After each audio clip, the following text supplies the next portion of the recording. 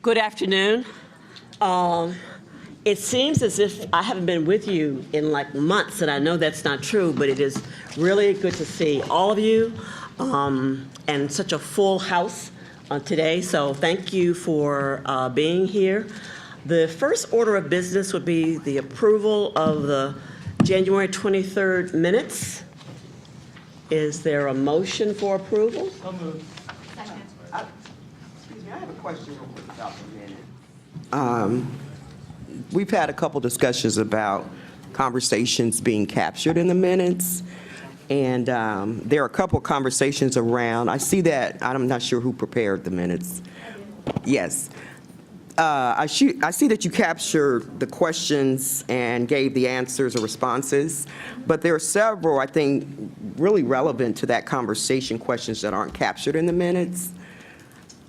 I did the minutes directly from the video, since I was not at the meeting. I did the minutes directly from the video and captured, I think, pretty much verbatim, everything that happened. I did not leave out anything. Okay. There was a question I know that I raised, and there was a follow-up question that was raised around drug testing, mandatory testing. I know I raised a question around the effectiveness. I think there was a conversation around evaluation or effectiveness around training for ABCs of CPD and that training that was presented that I did not see captured in the minutes. I was not at that meeting, so I would have to look to other commissioners if you have a recall or, I mean, I know that Ellen is just doing an excellent job capturing the minutes in, quite frankly, far more detail. These are the most detailed minutes that I have ever seen because minutes typically don't capture like almost every single word that occurs during a meeting. That's not, typically the purpose of them. But can anyone add anything? Any recall around this? Around the recommendations, so I know we're getting to the end or trying to get to recommendations. So my concern was around some of the recommendations that were made and that we're capturing those things because I think it was a good conversation. I mean, I can go back and look at it. It's been, it's been about 6 weeks since I did these because I did them right after that meeting Are occurred. you willing to actually go back and take a Sure. look? So why don't we hold these minutes to the next meeting, which will permit Ellen to, again, take a look and to see if she can capture, if they're there, those comments, okay? Sure. So thank you, and Ellen, again, thank you for doing that. No problem. We are now going to go into subcommittee reports, and before we do that, I want to share something sort of right up front. I think at our next meeting, and I'm not sure that, should I do this? Wait. Okay, I'm sorry. My sidekick over there tells me to shut up, to zip it. So I will do that. We'll get there. Maybe we'll get there later in the meeting. So we will follow the agenda and go to the subcommittee reports. And the first one would be the hiring subcommittee. Andrea? Who's? Andrea's not here. Oh, okay. On. Okay. She's not here, so I'll be reporting for her. We actually did not meet the month of February due to some scheduling conflicts, but we are circulating around our subcommittee the draft recommendations around the hiring process. They should be ready very soon for some additional comment and feedback from this full body, which I think we're looking forward to. And our next two meetings are Monday, March 8th, and then again on April 1st. I'm sorry, 18th, not 8th. So without making an announcement, there's one thing I just want to remind all of the commissioners about, is that before final recommendations come even to the commission, we had promised that there was going to be a meeting that we will, however Elon, it gets publicized, when we will take general comments from the public that might even have an impact on your report before it comes to us. So I don't know exactly when that's going to be, but just a reminder again, to the committees that promise was made and we're going to keep it, okay? So thank you. The training subcommittee? So we had, since our last full commission meeting, we've had two meetings. One was by phone in January. It was the day after the last full commission meeting. And the other was an in-person meeting here with Commander Meter and some of the other trainers from the academy.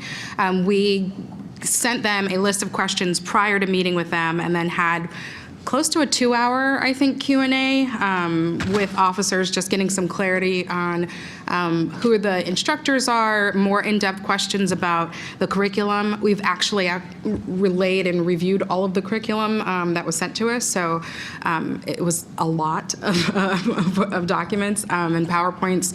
So we had follow-up questions based on that, and we are now pulling together information to kind of put together a draft of what we want to bring to the full commission.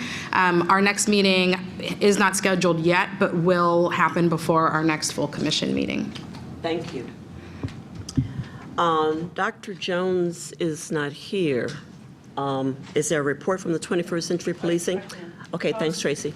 So we met in February, discussed, Elon was able to come to that meeting as well. We were able to discuss a lot of our recommendations.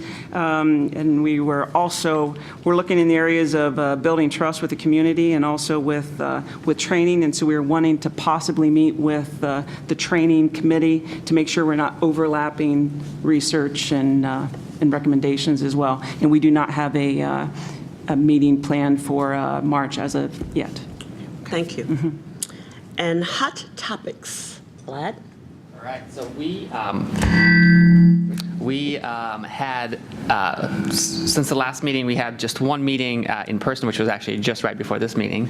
And we had a very nice conference call with the Denver, I can't remember the official name, but it's the Independent Oversight Board that helps participate in investigations to get a sense of alternative models. And Director Speaks was very helpful in giving us a variety of other reports on various other models for having external agencies or external bodies participate in oversight of investigations involving officers.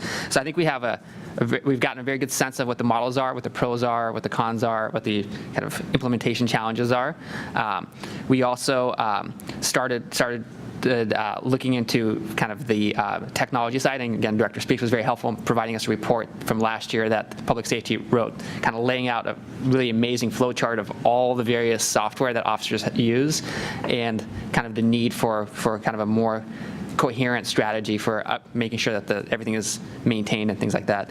And then Tiffany spent, I think, quite a bit of time contacting individual schools, talking to police officers that work in schools, and so I think we also need to have a conversation with the training committee to make sure we're not duplicating, but we started having a conversation about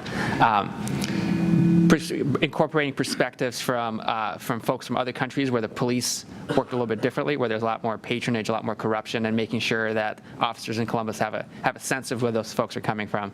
And I think we're now trying to figure out kind of just logistics of how you do it and things like that. And then the other two components that our committee said we're going to look into is the broader area of building trust with the community, which sounds like, again, 21st Century Policing is doing as well, so we should probably talk to you guys as well, and then also this broader category of innovation. Thank you. Any questions? Yes. Yes. You said there would be a meeting for public comment before recommendations. Is that a meeting that we'll be at? Yes. That will, okay. Remember, and they're here almost at every meeting, and I just shared it, and as I said, a promise to keep, because the voice, from the community, and I believe, something might be said that could be helpful, insightful as you're looking at your individual work. So yes. Okay, no, I agree. I just want to make sure. Thank you. Okay. Then if there are no other questions, I think we're going to move on to the use of force. Commander Meter.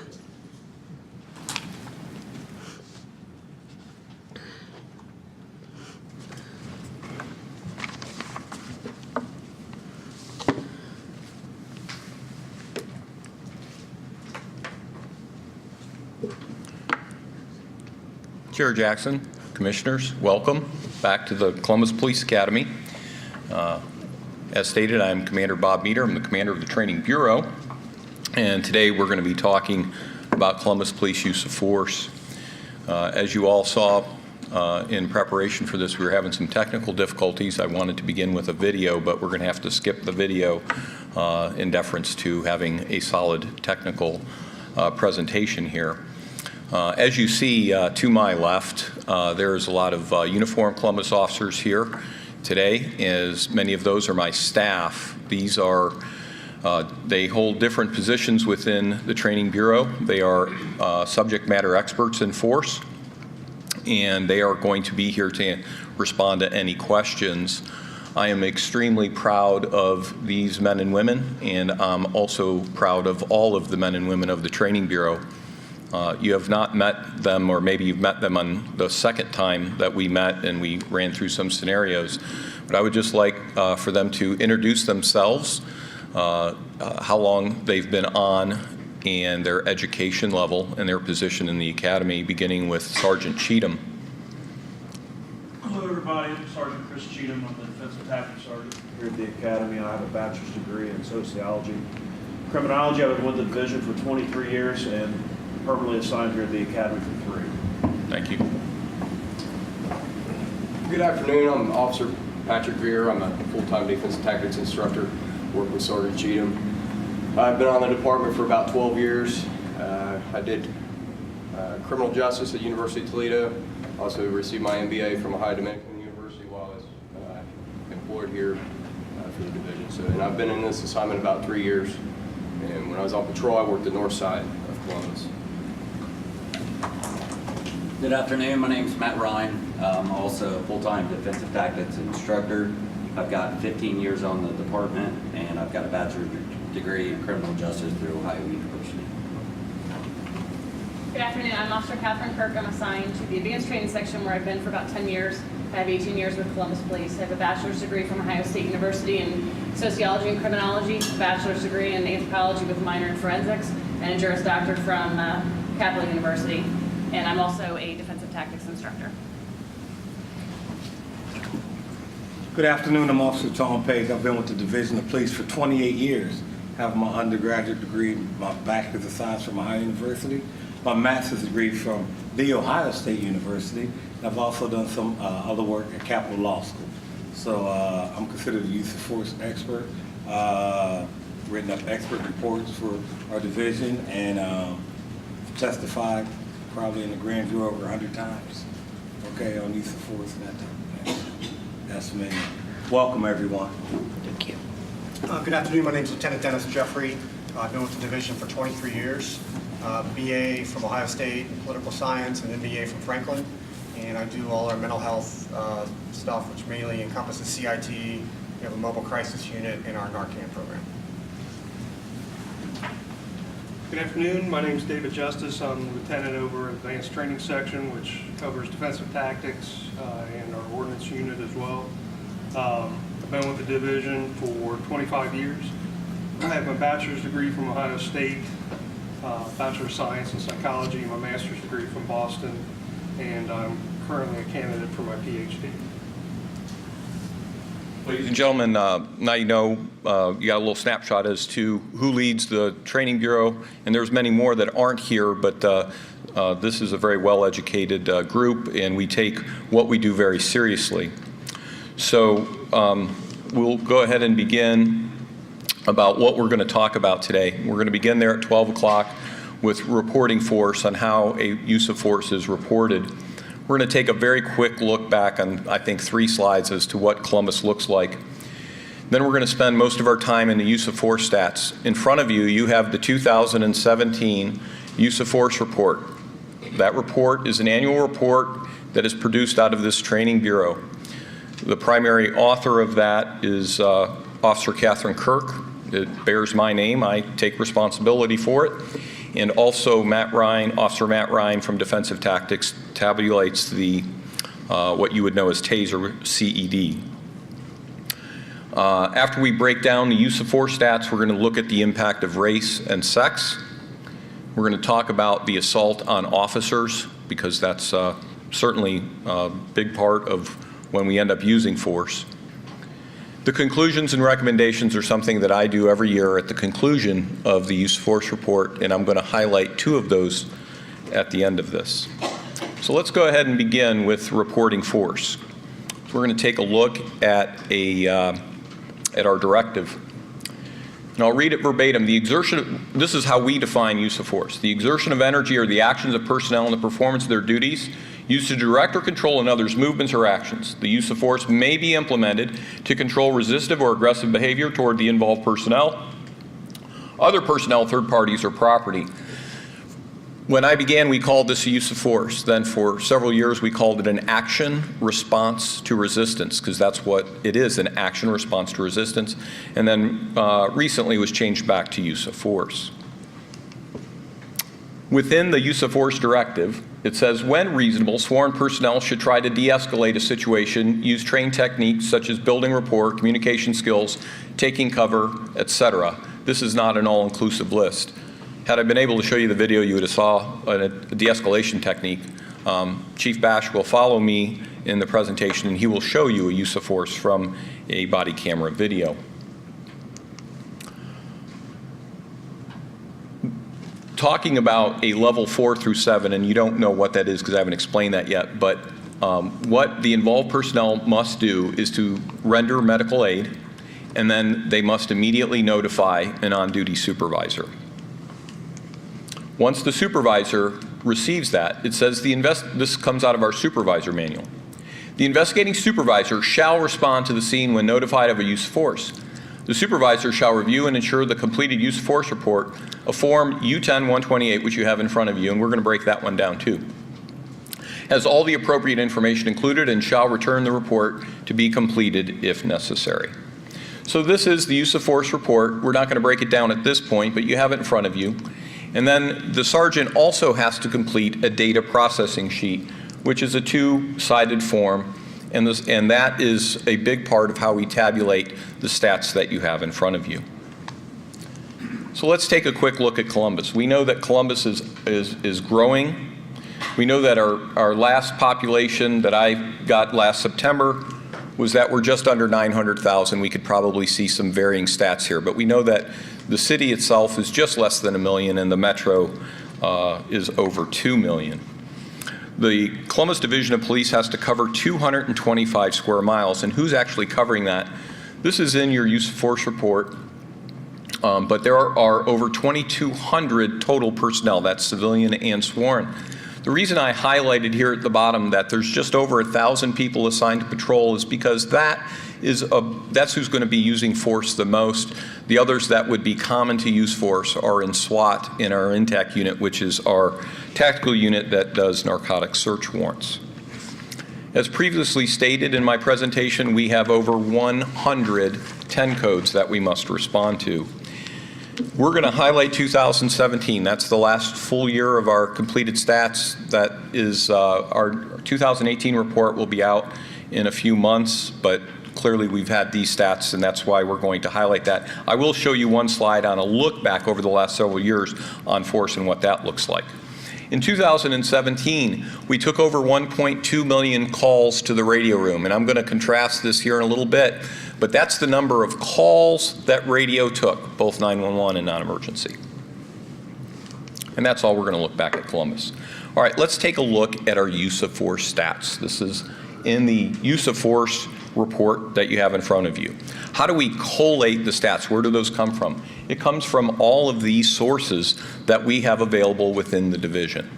And Officer Ryan and Officer Kirk will take a painstakingly amount of time to gather those, and will also analyze those. So in 2017, I want to talk about this number. So we took 1.2 million calls to the radio room. Okay, calls to the radio room. We may receive multiple calls over one incident. So and sometimes those calls, even to 911, we don't respond to because it might be something important to them, but it's not actually a law enforcement function, like there's no snowplow on the street. So we responded to just over 600,000 calls in 2017. Out of that, there were 438 uses of force. So this is where we're going to do our look back here. So we see that over the last several years, we're in the 600,000 that we're responding to, and Officer Kirk broke down how often. In 2017, it was 1 in 1,380 incidents we actually use force. The use of force could be very minimal, or it could be deadly force, which results in a 0.07% that's taking the 438 and how often we actually use force in our contacts. So another quick snapshot of all the incidents that we responded to, less than 4% resulted in an arrest. And a custodial arrest versus arrest means that in an arrest we might just issue a citation or a summons to court versus actually taking them to jail. And there was about 1,000 more incidents in 2017 than there were in 2016. Here is a breakdown of our force, and we take a look at this 5-year look back. So from 2014 to 2017, we're pretty consistent, but prior to 2013 and back, the use of force stats were much higher. I could only give you anecdotal reasons why there was such a decrease. Training, I would hope, is part of that, but I cannot give you an actual factual reason why the force has dropped that much, but I would like to attribute that to our training. So let's go ahead and so we calculate, once the force is used, I talked about a use of force is crafted. Where did that come from? That comes to us from the judicially recognized use of force continuum, which was covered here early on in our meetings. And where did that come from? As a reminder, that came to us from the case of Graham versus Connor. The United States Supreme Court issued it on May 15th of 1989, which has 4 prongs. You may see this as only 3 prongs at times. But so what I'm trying to communicate is that our use of force report is based on the continuum, which is based on case law, and that's how we calculate and tabulate it. So let's go ahead and break down the use of force report. If you have it in front of you, if you could bring it out, and you could take a look and follow along. I've done my best to make it large here on the screen for you. So the officer will complete this upon his or her use of force. They will begin by filling in who they are, who the suspect is, the time, location, and then they'll figure out whether it was a dispatch run, self-initiated, or something else, and if there was any injuries. Then we look at the aggressive resistive actions of the suspect, and those have many different categories. I'm not going to read those all to you. If you have a question on any of those, I will answer all your questions at the end. We have time built in for questions because I may cover the question that you may have up to that point. So there, at the bottom of the form, you see the officer subject factors. That comes to us from the use of force continuum, and any special circumstances, that too comes to us from the use of force continuum. If you flip it over on the back, the officer is going to complete a narrative, and they will look to the different levels here. It says control level, and you see 0 through 8. We're going to go over those levels here in just a few minutes. Then in the middle of the back, you will see that the officer or the suspect, if they are injured, as to what those injuries actually are.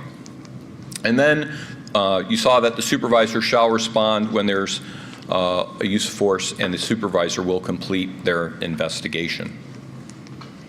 We're still on the front, and this is what a level 0 is.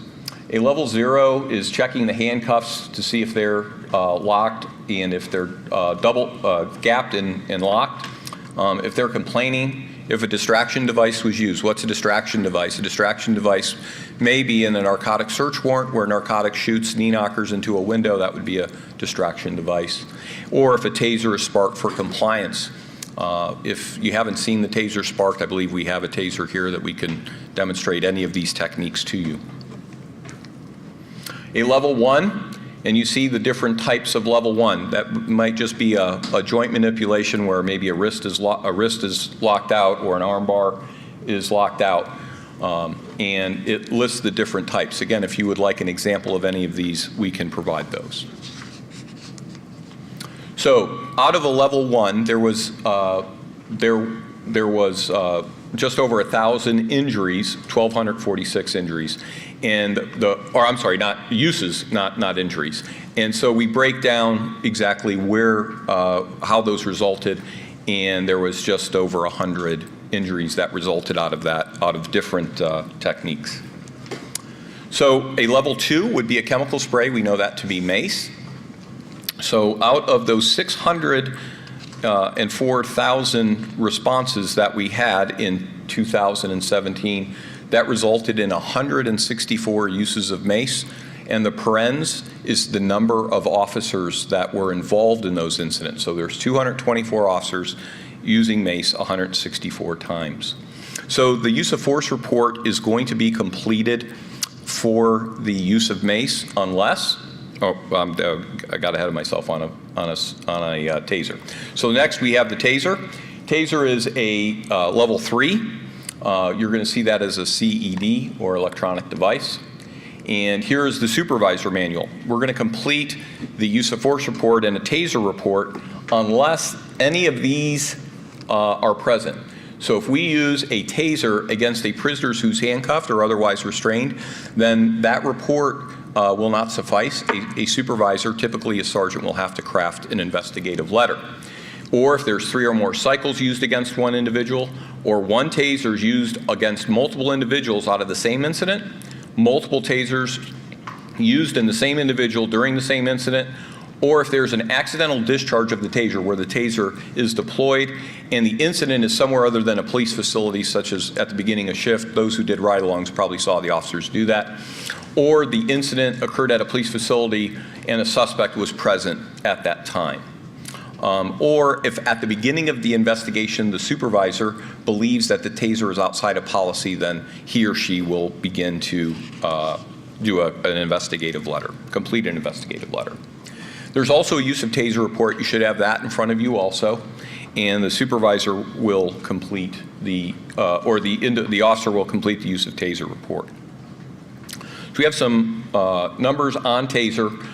In 2017, there was 161 times it was deployed. So when we say deployment, that means that the trigger was pulled on the taser or sparked, and but that also could include misses. So, and there was 176 officers that were involved in that incident. So because this includes misses, this includes accidental discharges. So then we take a look at the other number, and that there was 109 human beings that were actually tasered themselves, or there was an intent to taser them. So, and then we'll break these down. We'll break them down. So the deployment mode, or the CED, has different types of modes in which the taser can be deployed. We have probe, drive stun, close quarter, and multiple modes. So a probe is the traditional way you would think, where the 2 probes go into the suspect. Drive stun is when there's no cartridge in it and the taser itself is pressed against the body for pain compliance. Close quarter is when maybe where there's officers that are fighting with somebody that's on the ground. They deploy the 2 prongs very close in proximity, which doesn't give you the incapacitation, and then it is carried down to another part of the body for that. And then multiple modes would be, maybe it was used in multiples of those in one incident.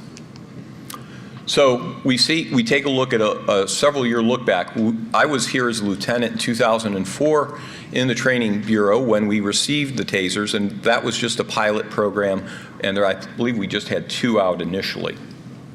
We actually began deploying them in earnest in 2005, and we see that in 2007 we spiked at 405. That was clearly a training issue, and then since then we are down almost every year consistently until last year, until 2017, when we deployed it 109 times. So we also take a look at when they're used on intoxicated, suicidal, or emotionally disturbed people, and we break those down into the different categories, and that's on page 34 in the use of force report in front of you. So when we talk about the use of taser, you say, well, what would be the common types of runs in which we would use that? So I pulled those stats from the Communication Bureau. In 2017, of 47A as a suicide attempt, we received to the radio room just under 6,000 calls for people that were attempting suicide. So that doesn't mean that it was a miscoded run. We would have responded to more runs. These were the calls coming in, but we would have responded to more because maybe it would have come in as a complaint unknown or a disturbance of some sort. But those that were actually categorized as a 47A, that was just under 6,000 for 2017. Another type of run is a emotionally disturbed person, a 16B, a 16 Bravo. So again, we just had just under 6,000 calls in 2017. All right, we're moving on to a level 4. Level 4 is where there's actually going to be, such as a commonly like a punch or a kick. So in 2017, there was 103 times that was utilized by 119 officers that were involved in the incidents. Maybe not all of them hit, but they were involved in the incident. What types of calls would that be common to? That doesn't mean exclusive, but just common. So a 16 is a disturbance, and a 26 is a fight. So we received to the radio room over 76,000 calls to our radio room. 48A is a suspicious person. A 48 is a suspicious car. So we had just under 35,000 of those runs in 2017. And then domestics. We know how violent domestics can be. So a 17 is a domestic violence. 17 is a standby, and I'm sorry, 17A is a domestic dispute, and a 17B is a standby for clothing. You see, we received over 35,000 calls in domestics in 2017. And then last is a 19, which is somebody that's impaired, somebody that may be drunk, and we received over 15,000 calls in 2017. A level 5.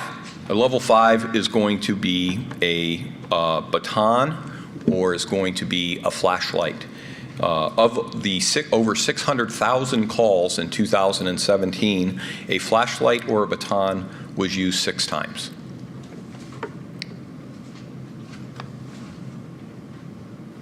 Next is canine. Canine's a level 6. Right now we have 9 actual dogs, canines, on the division, and in 2017, that resulted in 2 bites. 2 dog bites in 2017. One unique point that I want to direct your attention as far as a canine bite. You remember early on I talked about how a supervisor shall respond to all uses of force. This is a caveat to canine bites. For a canine bite, let's take a look at the rule here in the division directive. The immediate, the canine unit sergeant, or in his or her absence, the special weapons and tactics lieutenant will respond. So those are the only 2 supervisors that investigate dog bites. If by chance neither of those are available, then a street sergeant would do it, but that is extremely rare. So it's only 2. The sergeant would be called directly to the scene. Next is less lethal, which is either a beanbag or the knee knockers. Remember, I talked earlier about the knee knockers going into the house as a distraction device. If we fired a knee knocker or a beanbag, and you would tend to think that the knee knockers would be fired during civil unrest, some sort of riot, or a beanbag, we do have beanbag guns, and in 2017, neither was deployed. And then last is deadly force. In 2017, there was 13 deadly force incidents involving 16 police officers. What was unique about the deadly force in 2017, take you back, was body cameras. Our first police use, deadly use force was captured on body camera in 2017. We rolled body cameras out in 2016, and in 2017, they were piloted in December of 16, and we started getting them out in 2017. When you think about what kind of runs do the extremely dangerous runs that officers go on, in 2017, a 33 is a person with a gun, a 43A is shots fired, and a 33A is a person with a knife. Again, those are calls to the radio room, over 15,000 calls that we responded.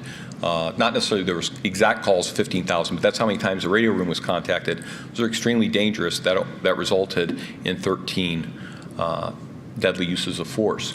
In 2017, we also set a record, good or bad, but we collected the most firearms that we have in the division's history, which was just under 3,000 firearms off the street. So I think tend to make that safer.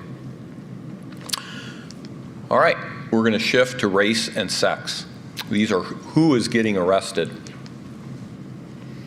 So in 2017, there was 27% of our arrests were female, and 73% of the arrestees were male. So here is the custodial arrest breakdown. This isn't force, this is who was actually arrested. So in 2017, there was 23,000 that were arrested. The females, 2,772, as I discussed, and then we're going to break down the race. There was 53% of the arrestees were black, and 44% of the arrestees were white. Here is the arrests in a pie chart. So now let's take a look at uses of force broke down by race. So when we take a look at the breakdown, 51% of our uses of force were on black, and 25, almost 26% were on white. So why is there disproportionate? Let's take a look at who the victims and the witnesses were into 5 different categories. Let's take a look at that. So first is domestic violence. This is as reported by the victim or the witness. As you see, it's 74% of the victims in domestic violence were female, 25% were male. The victims, 56% were black, and 43% were white. Now these are the suspects in domestic violence. Suspects, female 28, almost 29%, male were 71%, and for the suspects, 61% black, 37% white. Now we're looking at the crime of rape.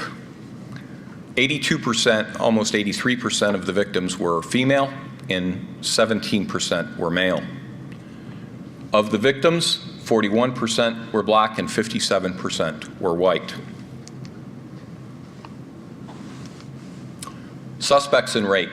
Female, 6%, males, 93%.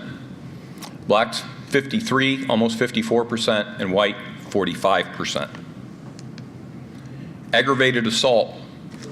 This is the victims. 48% were female, 51% male.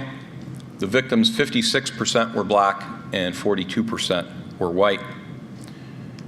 This is a heat map of the victims as listed under aggravated assault in the city.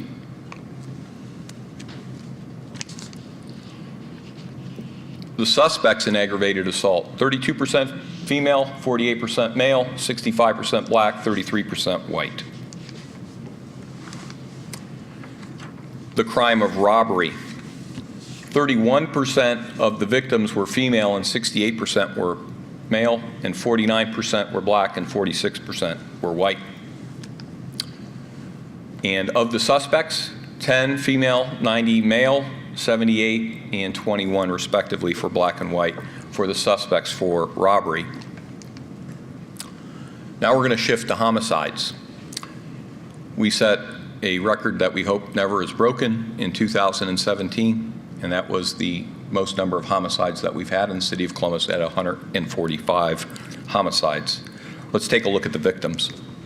The victims were 16% female, 83% male, and the victims of homicide, 74% black and 23% white. This is a heat map of those homicides in the city of Columbus for 2017. And now we're going to take a look at the suspects of homicide. Female 10%, male 90, black 81, and white just at 19%. We're now going to talk about assault on officers. In 2017, there were 102 officers that were assaulted in the performance of their duties. This is a city stat. Nationally, there was 152 officers that were killed in the line of duty. We had 2 in the state of Ohio that were shot and killed during domestic disputes. One local, which was Chief DeSario in 2017, he was shot and killed out of a domestic. And one that didn't make a lot of news in central Ohio was Officer Justin Leo from Girard Police, which is up near Youngstown. I did attend his funeral. He was also shot out of a domestic. So at the end of the use of force report, you see my recommendations. And there are two that I would like to highlight in this presentation. First off, let's take a look at some macro stats that I was dealing with. There was, our uses of force from the previous year were down 11%. It is clear from what we do that over 99% of our arrests are made without force at all. Level ones, we talked about that. There was over 1,200 where there was no other force that was used, and that's basically where we're grabbing somebody. We were down about over 7% use of mace from 16, and as previously stated, we used force 1,380 times. So there's two things that I had to really strongly look at in 2017. And the first was a Sixth Circuit case called Hill versus Miracle, which changed the landscape of what we do. Use of force case law doesn't change at a high level, but this one did. In this particular case, a individual in Kentucky was in a diabetic emergency, and EMS responded, and they were able to start an IV to the person in his diabetic distress. He became extremely combative with him, and at some point, law enforcement arrived. While they were trying to administer an amp of dextrose, he was able to rip out his IV, and then blood and intravenous fluid were spraying all over, and they needed to have a line in him to give him the dextrose to get him back to where he should be. This fight continued for some time, and the deputy pulled out his taser, tasered him, and they were able to start the line. They were able to give him the ambidextrose, and when he came to, he thanked all of them for using force on him and getting him back to where he was. He realized what he was doing. After he was medically cleared, he then went and found a lawyer and sued, and this is the result. For just as a reminder, we are in the Sixth Circuit, which is Michigan, Tennessee, Kentucky, and Ohio. Any case coming out of that is binding, which means we have to follow it. So that's why that's why we're covering it. There's a 6th District Court in Ohio that's up near Toledo that we don't have to follow, but this one we do. So as we see, this was decided in April, and this is the court's holding. Was the person experiencing a medical emergency that rendered him incapable of making a rational decision under circumstances that pose an immediate threat of serious physical harm to himself or others? Was some degree of force reasonably necessary to ameliorate the immediate threat? And was force used more reasonably necessary than the circumstance? In other words, was that force excessive? And the court held that the record here reflects that Miracle acted that's the deputy, acted in an objectively reasonable manner with the minimum force necessary to bring Hill under control, and his actions enabled the paramedics to save his life. Objectively reasonable comes to us from the tenets of the Fourth Amendment. So we had to take a look exactly at how we were training our officers, because this changes the landscape. It's not that 4 prongs that I covered under Graham v. Connor. This is a new age, and I would like to point out that Mr. Furby and the city attorney's office is always exceptional, was exceptional in this way to get this information out to us very quickly. This would have occurred, my recommendations would have occurred later, and how we implement that into training. So out of that, then we have policy, and I'm not going to read the policy to you, but you will see that it's reflective of what was just in the case law. So that was part of my recommendations, and then we ended up implementing a scenario during our defensive tactics time that reflected Hill versus Miracle. The next several slides I'm going to go over are very difficult to go over because they are the world in which we live, which is mass shootings. These are the mass shootings and officer ambushes in 2017. We began on January 6th, if you remember, at the Fort Lauderdale Airport. Then in Houston, there was a deputy killed in an ambush. Charlottesville, Virginia, you know, that just was in the news again. The suspect in that was, the defendant was just sentenced, I believe, to his rest of his life where he should be, out of the Virginia incident where he mowed down a bunch of people. He was actually from Toledo. In Clovis, New Mexico, there was a mass shooting, and we had the big one, the Las Vegas confident everybody remembers that mass shooting, 59 were killed. And then this made us pause too, because when you have a vehicle that is being used as a weapon, what should law enforcement do to try to stop that? You think about our biggest event at Red, White, and Boom. If somebody's coming down in a vehicle, do you want an officer shooting into that vehicle to try to stop that? I can assure you that those decisions are made very easy under fluorescent lights. It's much more difficult under street lights or moonlight or sunlight. But we have to take a look at whether or not we should shoot into a moving vehicle. Sutherland Springs, Texas, church shooting, very tragic. Tahoma County, California, another mass shooting. And then there was multiple deputies that were shot in Denver, Colorado. So what we did in 2016 in preparation for 17 and then ultimately 18 was we changed the way that we responded to an active shooter. And in 2017 and in 2018, led by Sergeant Cheatham and his team, we had two additional phases of training on how to respond to active shooters, and we are continually building our officers' confidence.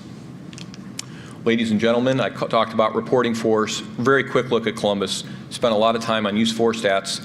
Gave you the breakdown of race and sex, assault on officers, conclusion, and recommendations. I thank you for your attention. My team and I would be prepared to answer any questions, and I can go back to any slides that you want to have examined. You will. I had last-minute changes when I told Elon by email that I would get it to him after today. I would assume by tomorrow you will have it, as long as I get it to him tonight. Thank you. Questions? Excuse me, questions? Yes, Matt? Questions are both policy related. In the use of the force report, 2 is chemical spray and 3 is electronic device. Does policy allow for you to use a taser after chemical spray has been deployed? Yes, it would be just up to the continuum based on the suspect's behavior.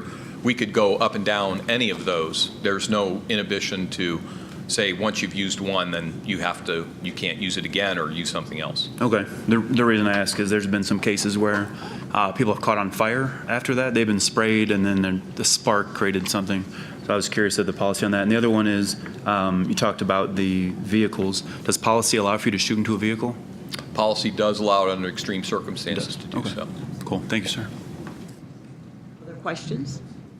I have one. Yes, our mix that we use here in the city is non-flammable. It's non-flammable. Oh, I'll repeat that for the mic. Officer Page said that the mace that we use is non-flammable. And I believe we've done testing on that, haven't we? Yes. Getting lots of head nods. We've done testing. Mary? I have a question about some of the statistics that you have. I noticed the heat maps for a lot of the calls. Is any of that information broken down by like precincts? And is that shared with any other organization? Because it seems to me, especially among the domestic violence calls and the suicide calls, if they concentrate in specific areas, then it seems like if that information is shared with social service agencies and with the city, couldn't that be used to help bring more dollars in for services to help reduce the number? Yes, a couple of questions. I know that our calls are segregated by precinct, so that is available. The sharing of that, I don't believe so. I'll defer to others in the room. I can answer that, Bob. Thank you, Chief Bash. That is shared. Deputy Chief Richard Bash, Columbus Division of Police. We share that with the CARE Coalition, the Department of Public Health. We also share that with the Communities Director of Community at Emerald, who does that work with the City of Columbus so that they can put their resources in those locations as well. We share the heat maps and all those statistics. It would be great if that could come all the way down to social service agencies, because the social service agencies need that data in order to be able to write grants to provide the services. So if we have that particular information, like I work for Jewish Family Services, we could be able to provide services to specific populations that are experiencing difficulties. And that information is absolutely available upon request. We do update the heat maps on a regular basis so that we know where to better deploy personnel. So anytime you need that information, we can certainly provide it. You can get I think that Emily wants to respond to the question. I get it from our community liaison liaison officer. He emails it out every 2 weeks, so you can request it. Hi, Chair. I just wanted to expound on what DC Bash said. In addition to the work of the Violent Crime Review Group, the next step in that work is to bring in a coalition of social service agencies and begin sharing this information and working between the city and those nonprofits to address these issues. I had a couple questions. One, this is on. One in regard to what you have here on the use of force report, and I don't know if it falls into this category. What we've seen a lot is use of bikes and the horses for crowd control. Is the bicycle, when it's used to push crowds back, is that considered use of force? And if so, is that captured somewhere? As well as with the horses, I've seen them used a lot over the last few years for crowd control. And crowds have been injured with the horses stepping on foot. I've seen people injured with the bikes. How is that being captured? Is it considered force? And then my second question is regard to the medical emergency piece of your presentation. I see here in the report at the end of your recommendations that training around mental health was implemented in the training academy. Somewhere in one of the slides you had objectively reasonable. Could you speak about a little bit more objectively reasonable to whom? And then what are we defining in a medical emergency would be my two questions. So let's just take the first one about the use of the bikes as a trying to move crowds back. That would be captured. There's not a use of bike, if you will. And then the use of horse, I'll defer. I think that the horse itself, that would be, I don't know if there's somebody else that could address the use of horse. There's an old horse guy for us. So Chief, you have a comment on that, how that's captured on the? I will say if there was ever a complaint of an injury, we would do the investigation, but in my career on the horse, we never had a complaint of injury. With the horse brushing up against, I don't know of anyone who stepped on in my career, but if we did have one of those injuries, we would just investigate it as an injury. Yeah. Probably be a level 0, just a crowd control, or a level 1. Your next question on objectively reasonable, if I'll pull the slide up here for you.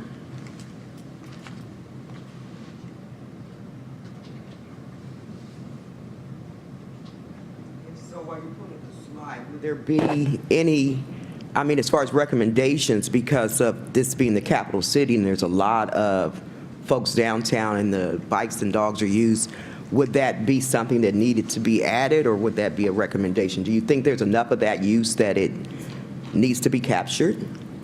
I don't know if I'm looking at you, but maybe that's to Commander.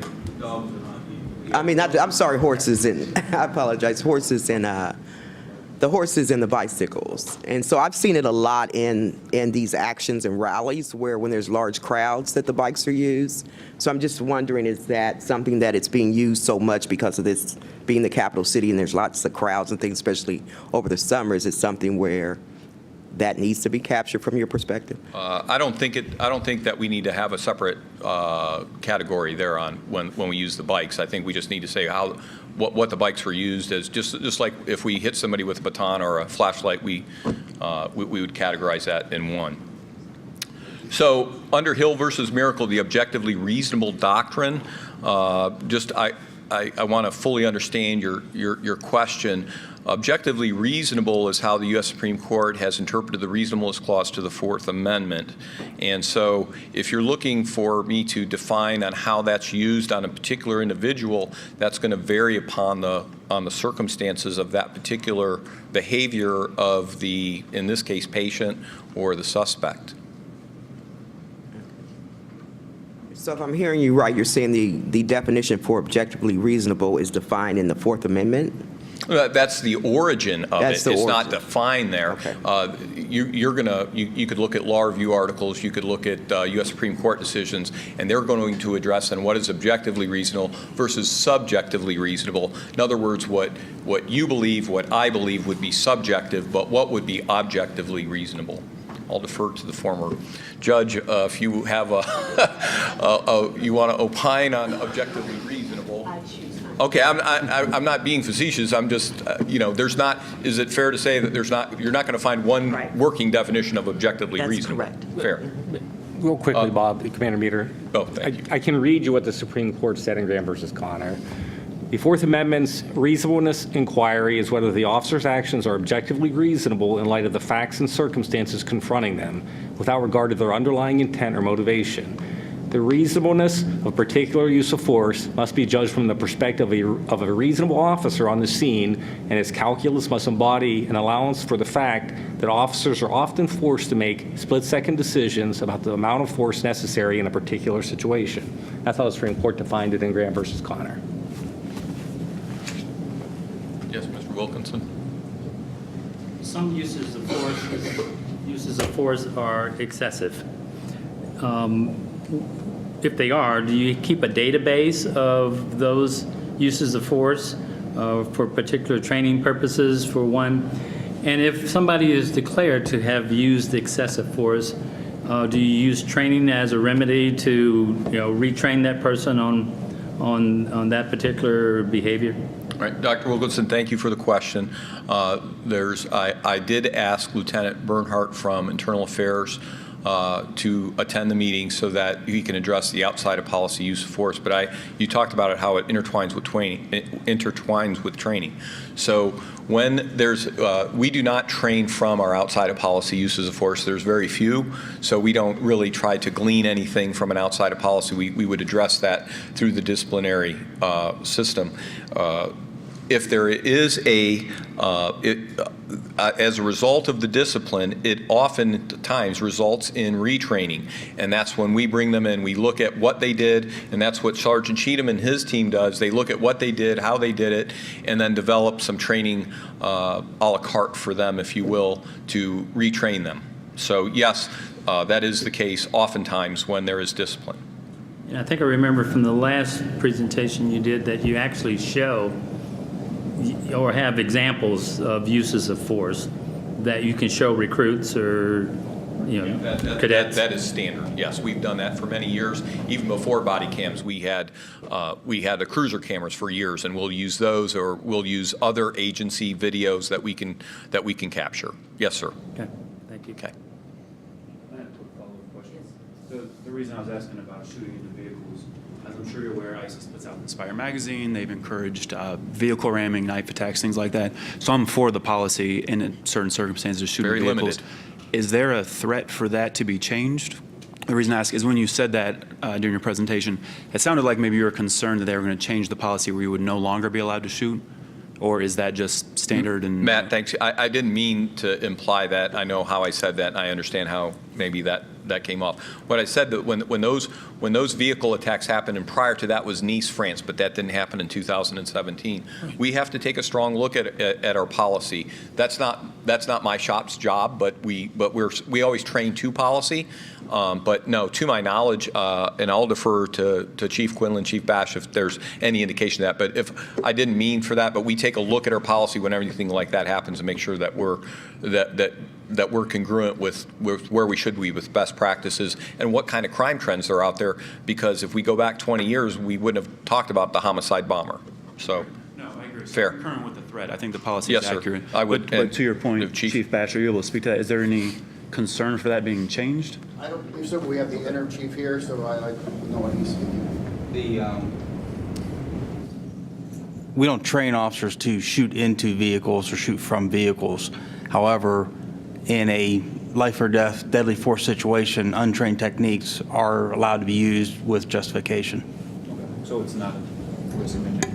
Perfect, thank you. Tommy? One of the things, if I may speak on it, going back to further answer your question, ma'am, would be bicycles. Now, if an officer is there, what is bicycle, maybe a ride situation or holding back a crowd? Okay, it would just be officer presence there as long as he's holding it. But now, could it rise to a level of a level 5 on our continuum if they had to use that mechanism maybe to strike somebody? Then that would have to be reported. Okay, you see what I'm saying? Then it would be accounted for. The same way if I use, let's say, a flashlight or my baton to hit somebody. If an officer did that knowingly, he would have to report that. as a use of force. And, okay, and so then once again, if that did not get reported by that officer and someone alleged that did happen, then they would, I'm thinking they would have to go to calling into internal affairs where good sergeant here and his people then would follow up on it as a non-reported use of force. Hopefully that makes sense. Yeah, well, I from experience where there's large crowds, and I think early on we had a video of one of the particular incidents in front of the courthouse where there were so many people that they were they do this move like this and pushing the crowd back, but in that particular incident there was no place for people to go. So a lot of people were just being pushed back up against the courthouse with the bikes. And so that's what I was referring to. Thank you.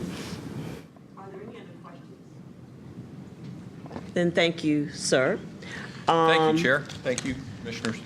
We're running just a tad ahead of schedule, but I will still, we're scheduled for a break at this point that would have started at 4:30. We'll start it now, and we'll resume at 4:25.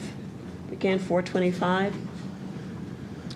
I'm certainly not pushing us at all today, but I am a little bit concerned about what they're talking about in terms of weather a little later that may hit right around the time we're supposed to break today.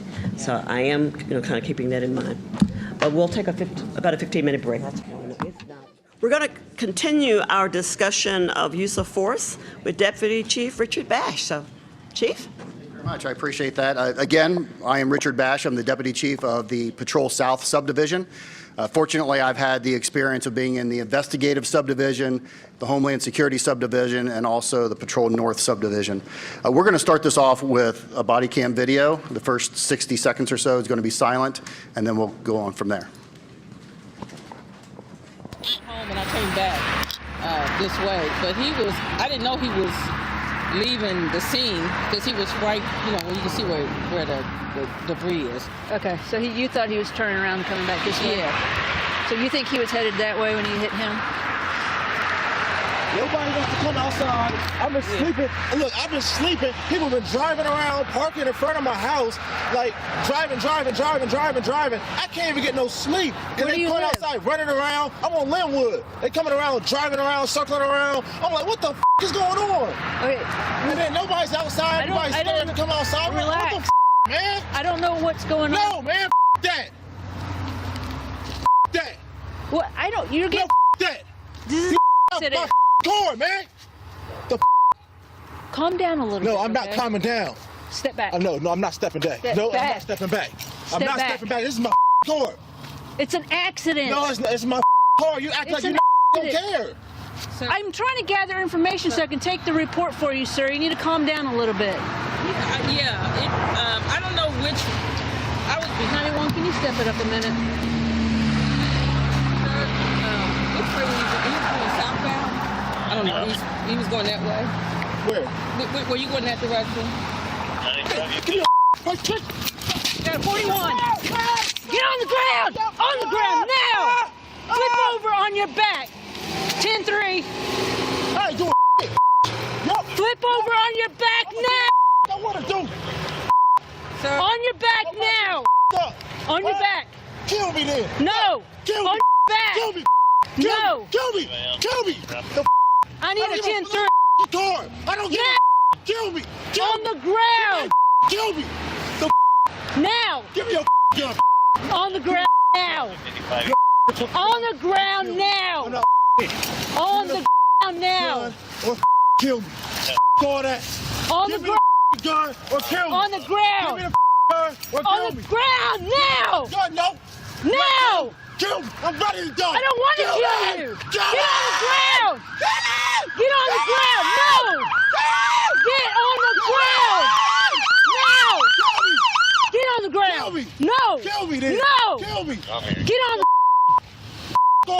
on the ground. Blow my hand off. Now. No. Get on the ground. No, hell no. Turn over. Turn over.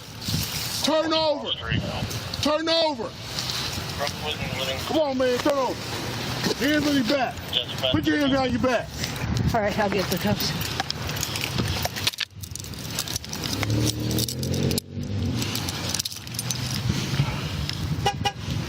Get your other one up back here. Yeah. Why was the lady with him?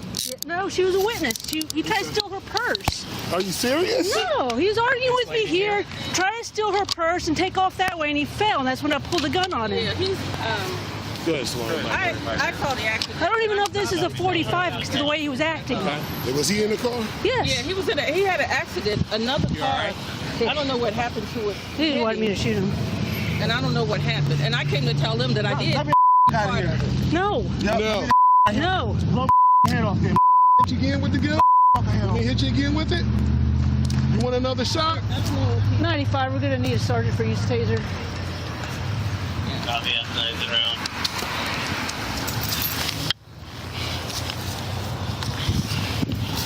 Do you mind staying here as being a witness, please? Okay, if you would, check your pulse real quick. See if your pulse is just as high. I'm sure it's not going to be near as high as what hers was.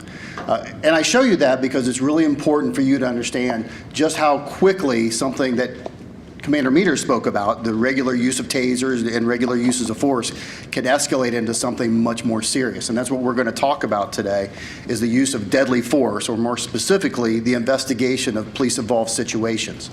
Those aren't always police-involved shootings. There are other investigations that we do criminally, but we're going to invest most of our time on these uses of force, or these deadly uses of force.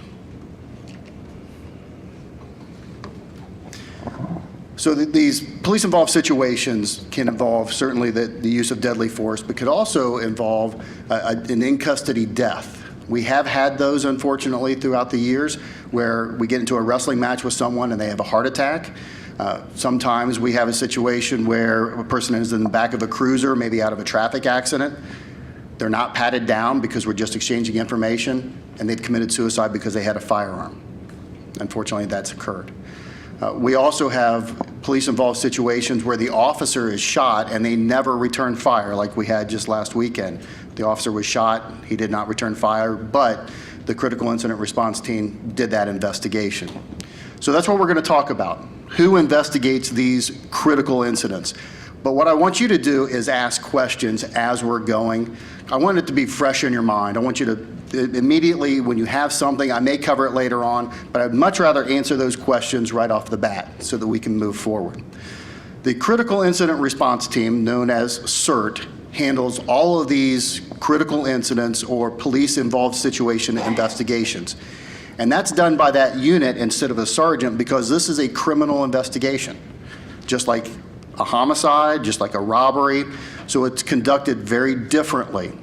And we do that for a couple of different reasons, but predominantly because we want to make sure that when our county prosecutor gets it, he sees it just like he would any other criminal investigation. Now, keep in mind, a criminal investigation can be used administratively, but an administrative investigation cannot usually be used criminally. And that's a very important distinction. So after this criminal investigation is done, we will use that administratively to make sure the officers are acting within our policy. Rich, to be clear, criminal investigation against whom? A criminal investigation against any of the involved parties. Most of the time, if it's a police-involved shooting, there are two criminals that are focused on. A police officer who's using deadly force is a defendant in this criminal investigation. Also, the person against whom they use that force, who most of the time has committed a crime, is also a focus. But keep in mind, we are predominantly focusing on this police officer who used deadly force. Thank you for the question. So in any of these critical incidents, we have a lieutenant who is assigned to the homicide unit. We have 4 sergeants. We have 4 homicide sergeants, and they're all assigned to the CERT team, first, second, third shift, and also our cold case squad, and 12 veteran detectives. These are all homicide detectives that have been hand-selected because of their experience, their hard work, and their knowledge to be part of this critical incident response team. They're all issued take-home cars because we want to make sure that as soon as one of these incidents occur, they're there immediately. Now, from my 30 years of experience, I understand that these critical incidents need to be addressed quickly, because the longer we hold a scene, the longer that community, or there could be volatility there. So we want to make sure that we have the investigators there quickly. We also need them there quickly because of the witnesses. We want every witness, person who heard something, saw something, thought something, anywhere close, we want those identified and we want them interviewed now. Because what we don't know is when we're going to be able to catch up with them later. Okay? Witness interviews are extraordinarily important for a number of reasons. But as we look in this room right here, as I'm standing here facing all these police officers, the people behind me can't see anything. They have no idea if I have a big shiny belt buckle or whatever else I have in my hand. Same way here. So understanding where these witnesses are and having their perspectives is, again, extraordinarily important. As we're in the communities, we also have the third dimension. We have second and third stories. So we want to make sure that we get every one of those witnesses. Now, these investigations aren't quick, and they're not quick for a number of reasons, but one is because of the witnesses. The first time we interview a witness will certainly not be the last time we interview that witness, because as we go through the witnesses, if Mr. Speaks said something that we now have a question about, we need to go back and question Mr. Speaks. And he's probably home by now, and it's going to be difficult to track him down. We may interview him 3 or 4 different times just to make sure that the perspective that he shared that night is still consistent. We may also have someone that night said, I absolutely did not see anything. But 2 days later, we hear that they're talking to the media and talking to other people, talking about everything that occurred that night. Well, if they told us the night of the incident they didn't see anything, but now they're telling people that they did, we want to make sure what they know and what they saw, because we want a complete and thorough investigation. Any questions about the critical incident response team before I move on a little bit? Okay, so within about 45 days, we should have enough summaries, the interview of the officers, the summaries of all the witnesses, the crime scene photographs, all of those should be available to send off to our county prosecutor if the critical incident, if the police-involved shooting or the police-involved incident resulted in the death. Now, Mr. O'Brien has agreed to, and this has been his policy for as long as I've been around, he presents every single police use of force that results in death to the grand jury in Franklin County. Every single one of them. Any questions about that?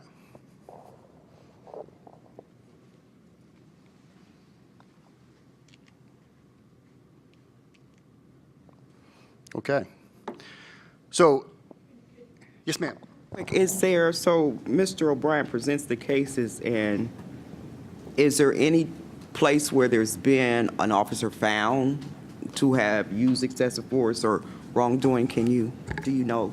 Well, I just read in the news last week that there was an officer indicted for a deadly use of force. But that was done by an officer was indicted from CPD for deadly use? Oh, no, not in the city of Columbus. Oh, okay. Okay. I was speaking to Right. Mr. O'Brien. As far as I know right now, we've not. And that is a testament to the men and women that are standing right there. Because clearly, we train well. We train often, and we hold our officers accountable for every small thing. So the fact that we've not had one indicted, to me, is a sense of pride because we're doing things right and the officers on the street are doing things right. Anyway, that's a very good question. Thank you. So Mr. O'Brien's office reviews all of these packages that we send, and then he in turn presents that to the Franklin County grand jury comprised of all civilians. And they determine whether or not there's probable cause to believe that that police officer committed a crime. That is their one duty. Probable cause to believe that a police officer committed a crime. Does anybody have any questions about that grand jury process? Yes, ma'am. How often witnesses that are interviewed through the critical incident kind of investigation process, how many of them actually go in front of the grand jury? I don't know the exact number, but I do know quite a few do, yes. Also, the family of the deceased will also appear in front of the grand jury. Certainly the officer, sometimes some of these officers as well, to better explain policies. But I don't know exactly how many witnesses, but very many do, quite a large number. Thank you. Okay, so after that exhaustive review by civilians, we're not done, because even though we, as police officers, aren't going to determine whether or not this officer committed a criminal act, that's up to them, we make sure that they're going to be acting, or they did act, within our policy. Now, our policy is more strict than what the law is. We hold officers to a higher level of accountability based on our policy than does the law, because we want to make sure that when an officer can shoot, we want to make sure that the officer should shoot. So questions about motor vehicles, questions about backstops, questions about whether or not the risk that the officer took in stopping this person from committing a crime was less than the danger that that officer put the general public in. That's really important for us. So we're taking a look at policy. So we have a firearms death review board. So this board is comprised of 3 police commanders. I select those. I'm the chairman of the firearms review board. Those 3 commanders will review this entire investigation to determine whether or not that officer acted within our policy. These are 3 commanders that are not within the chain of command of the involved officer, and these are 3 commanders that are not in a position to lead the investigation. So the homicide commander cannot be on the firearms review board. Okay? One of these police commanders actually responds to the scene of this critical incident the night that it had occurred. They also go through the walkthrough that the critical incident response team conducts with the involved officer as well. They're there to make sure that we, as a firearms review board, will have enough information to adequately determine whether or not this officer acted within our policy.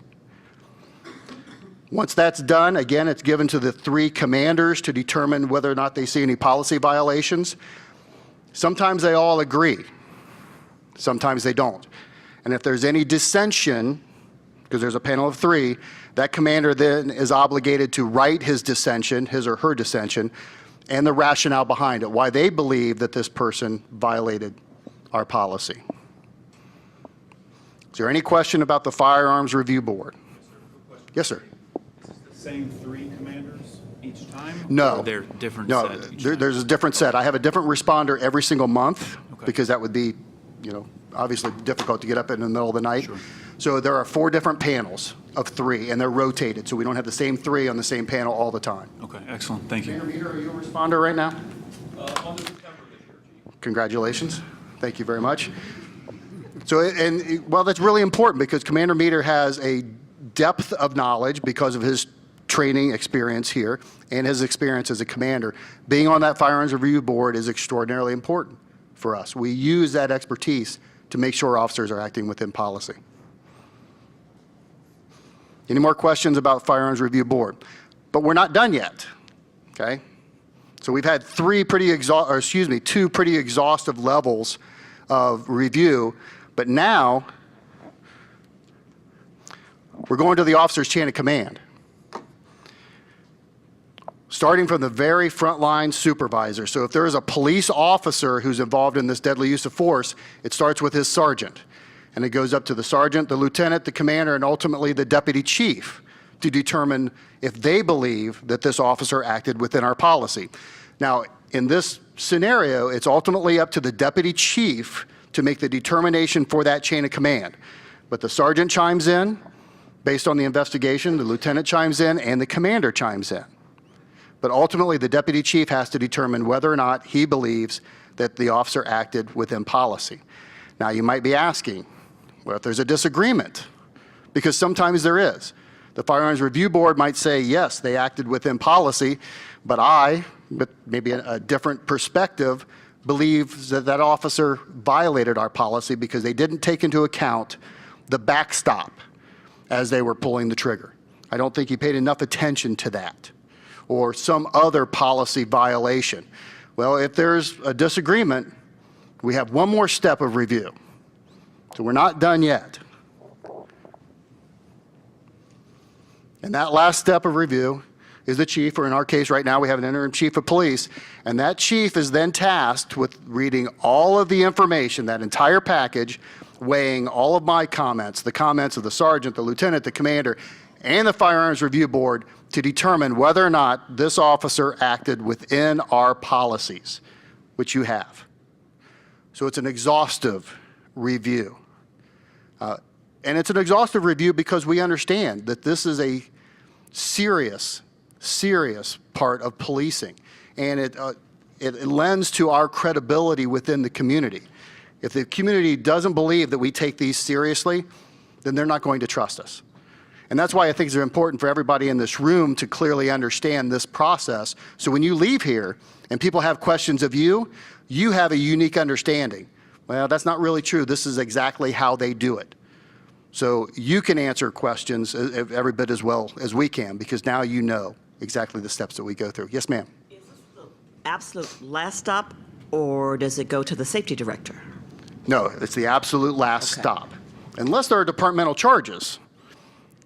So if we all find that he's outside of division policy, or even if the interim chief finds that we're out of policy, then that would go to the safety director, because there would be discipline following that. Now, this doesn't include the fact that oftentimes these will lead to civil suits, but we're out of that. But that's the last of ours. Yes, ma'am. Approximately how long from start to finish will a case and investigation go? That is a great question, because it varies depending upon the criminal cases. So, for example, if we don't have a grand jury review, and let's say we used force and either missed or the shot did not cause death, well, that case could linger on a long time because we don't review it for any kind of policy issues until that person is completely adjudicated through the court system. So if he was a robbery suspect, he has to be adjudicated for the robbery, homicide, all of those things. A situation where they are deceased, I would say anywhere from 12 to 18 months. And a lot of that is dependent upon how quickly it gets to the grand jury. And that's something that we can't control. Yes, ma'am. So just to be clear, this process is happening alongside of the grand jury process? Or No, is it only before or after the grand jury process. So after the grand jury process, these steps that you've presented so Right. far, then they go The administrative review is only done after the grand jury process. And I mentioned early in my presentation that a criminal case can be used administratively. But an administrative case cannot necessarily be used criminally because of federal law. So that's why, another reason why we investigate these criminally. The officer, the focus officer, is after his Miranda rights, just like any other person investigated for an aggravated assault or a homicide.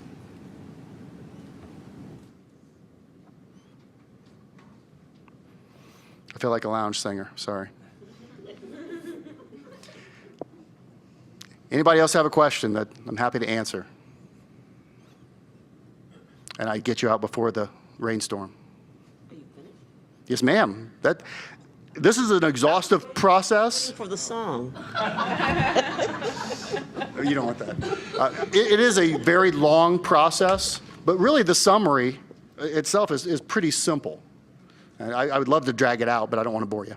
So, but now that we know it's finished, are there questions? Vlad? I do have a question.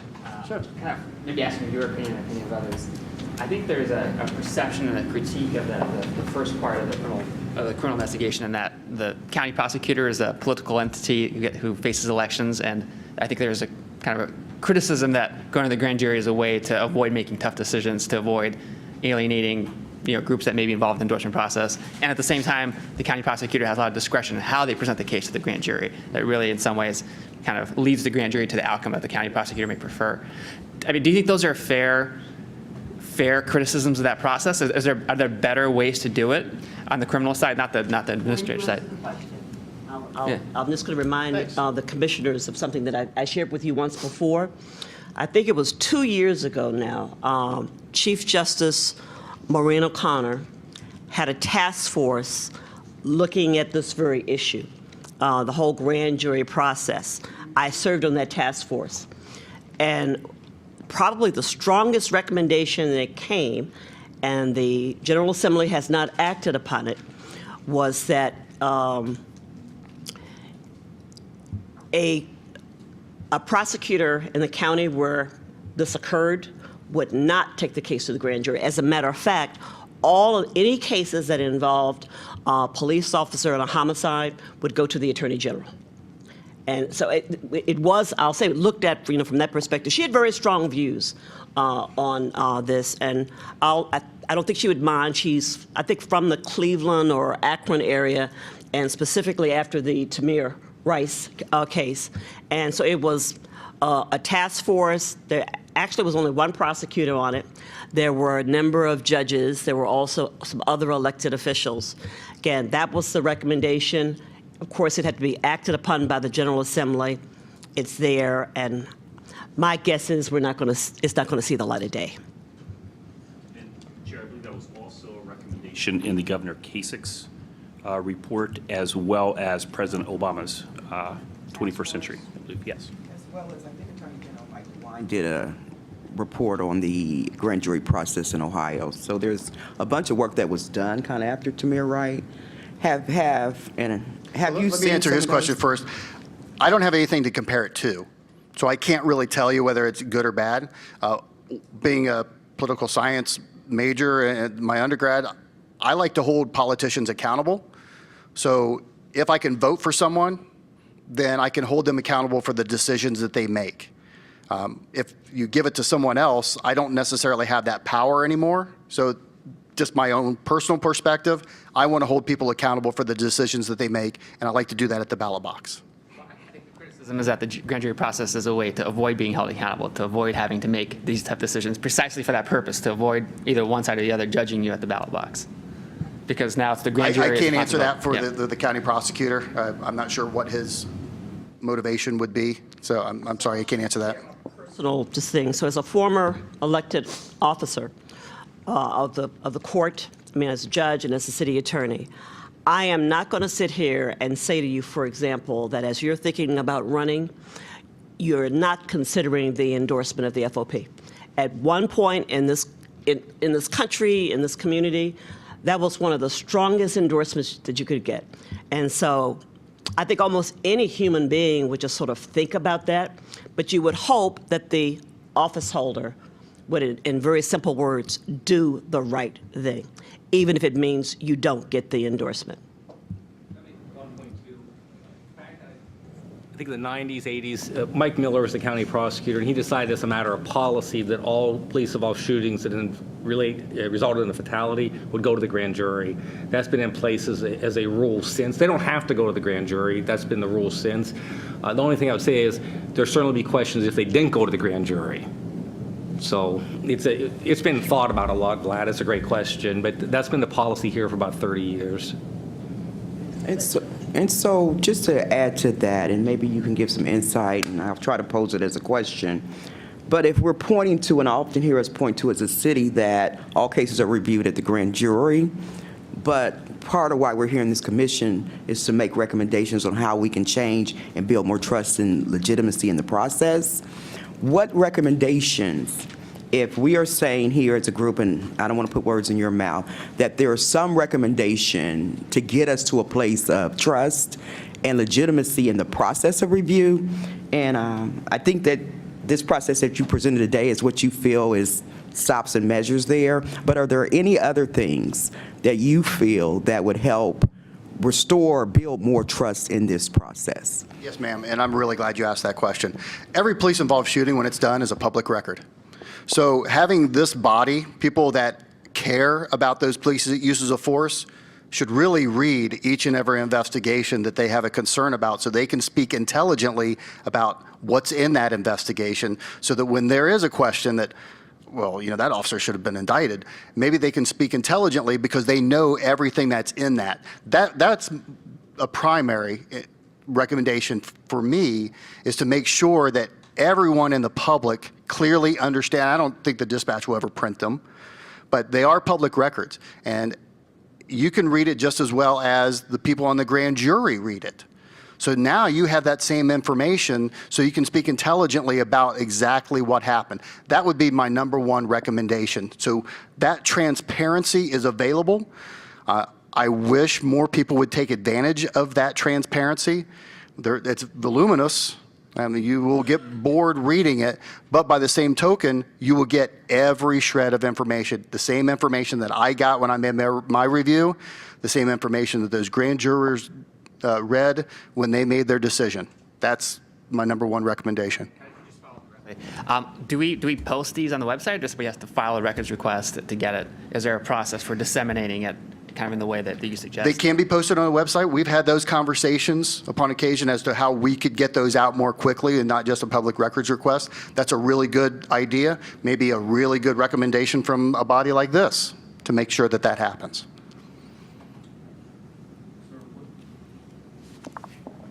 Yes, Matt. Yes, sir. So you're talking about this being 18 months for an investigation. So incident occurs, this report that we could access publicly wouldn't be available until the conclusion? As soon as the case is done. Okay. Correct. As soon as the criminal part's done. Right. Okay. Once the grand jury is done with it, it's a public record. Firearms review, we'll look at it after that, but that's an administrative review, so it's a public record the minute the grand jury's finished. So you could be looking at it the same week that I do. Thank you.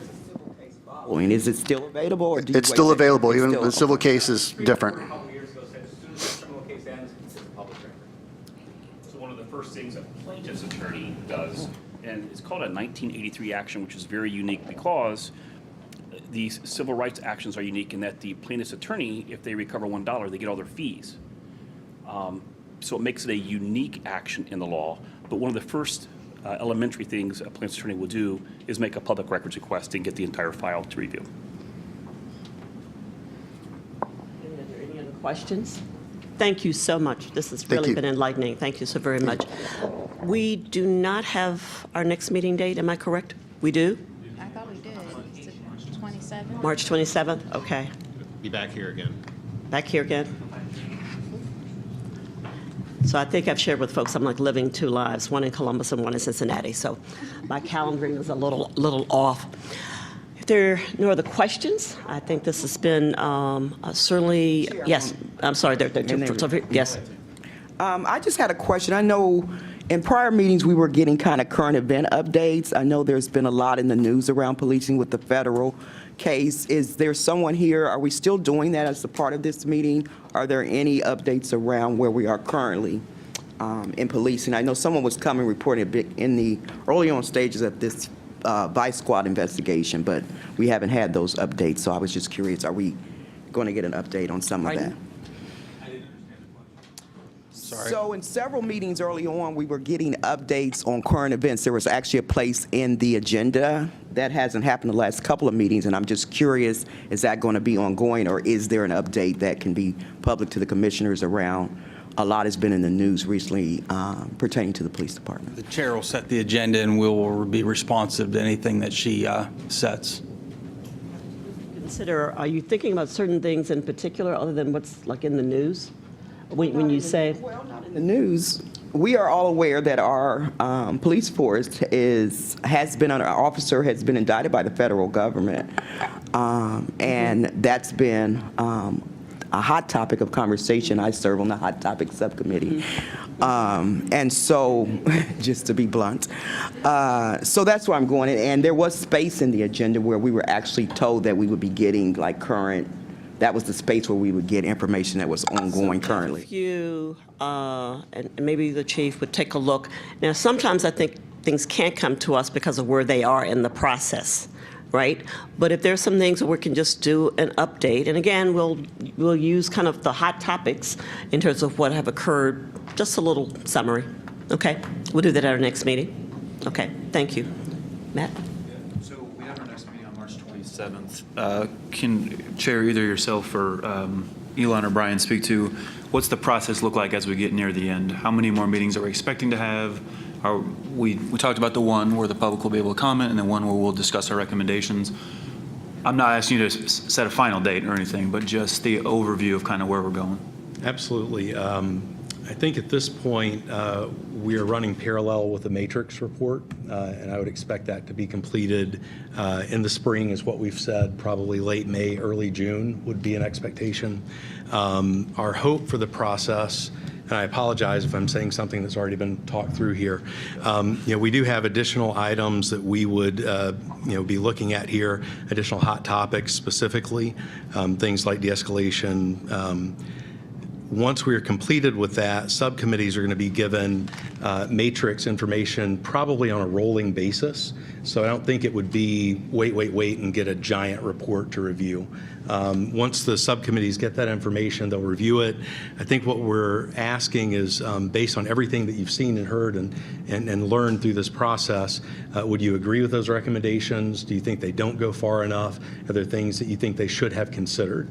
And ideally, the matrix report, which is third party and independent, would stand alone, and then the committee's report would be an appendix to that report, and again would stand alone, because we certainly would not expect unanimity of opinion on any of these items. So hopefully that helps in terms of, probably every 2 weeks, every 3 weeks for meetings, and then June I would expect to be wrapping up. For the community to weigh in, is that going to happen in parallel and in conjunction with those things, or how does that fit into it? That's a great question. There are a couple of things at Matrix that we'll be doing. First, they'll be doing a community poll, a telephone survey.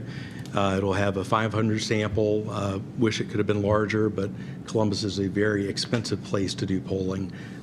We have an instrument that will essentially gauge how the community feels about our division currently and what it would like to see in the division in the future. And we shared copies of those draft surveys at a prior meeting, and we'll be happy to send that out to the entire commission now that we have final surveys.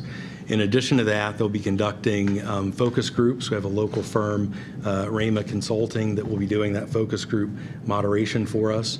That'll take place in our 3 intervention districts for the comprehensive neighborhood safety strategy, as well as some other neighborhoods that will be chosen, so we have a representative sample. So that's on the community side. On the police side, there's an employee survey that will be going out to get a sense of, from within police, how do you think we're stacking up? Where are the places where we're hitting the mark? Where can we continue to improve? And there will be affinity group focus groups within police, so groups by gender, by race, length of time on the force, things of that nature. So what we're looking for is a very well-rounded view, both inside and outside the department, about where we are and where we should go. Are there also focus groups for the police? Yeah, those are the affinity group focus Okay, groups. They will be less of a formal focus group like you would see in the community, and more a guided discussion among those folks. So we talked about the matrix. They'll present their stuff. We'll have a chance to review it. As the committees each present their stuff, are we going to be reviewing that openly as a group? Is that going to be sent out to review independently? And then are we going to be expected as individuals that have comments that fall outside of those to provide those? I guess what's the format for our discussion on those? Because I have a few things that didn't fit in any groups that I would like to present to the group. I know some others have said the same thing, just some one-offs. How are we going to review those collaboratively? I would think that they would be raised in the meeting after the subcommittees have received the matrix information, which is what Brian was saying. You're going to be reviewing it in your subcommittees, and I think it's brought to the entire commission. And so when we get to that point, if it's all here, my assumption would be that if you as an individual wanted to state for the commission, your thoughts, or anyone else, that's the meeting that would take place. And I don't know if all of that happens in one meeting, or if we're talking, probably not in light of the volume of this, but that's how it would happen. Okay? Are there any others? Thank you. We are adjourned.